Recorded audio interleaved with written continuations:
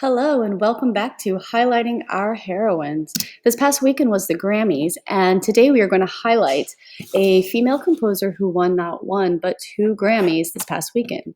Maria Schneider is an American living composer. That means she is alive and composing music right now, and she's from Windham, Minnesota, and this was her sixth and seventh Grammy that she won this past weekend.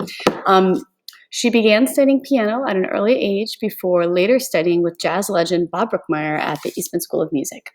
While initially Snyder was known for being one of the few women in jazz who not only led her own band, but led the band with her own compositions, which are just beautifully composed and orchestrated melodies, basically just sonic canvases.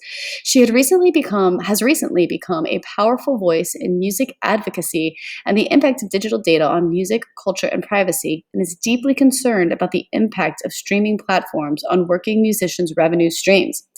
What that means is that when you listen to a song on Spotify or any type of subscription service, the musician is getting a small amount of money for the music that they've put out, but it's not nearly the amount of money that they would get from selling an album or a CD, or even from concerts, which can't even happen right now. You might at first think, well, that sounds greedy on the musician's part, but if you stop and think about it, this is their job, their livelihood. They have studied and put a lot of money into learning how to create this music that affects our lives in such powerful ways, and this is how they pay their rent. They pay their food, for their clothing. This is how they make a living. So to have all that hard work, not compensated fairly is definitely a big deal. Her recent double album, Data Lords, for which she won the Grammy, one of the Grammys, explores the relationship between technology and big tech companies, contrasting it with the innate pull to nature, a subject that Maria Schneider has written lots of music about already. She remarks, I talk to students about it. You guys have to learn to turn off your devices for your creative mind to fire.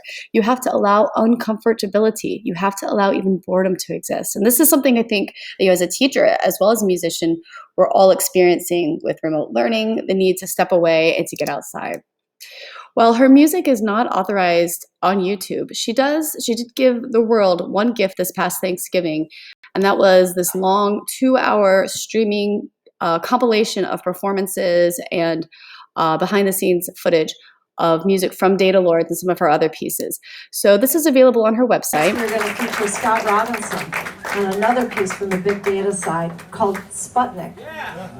The old space race was between countries. Now it's between corporations, where they're sending thousands of satellites into space. And Scott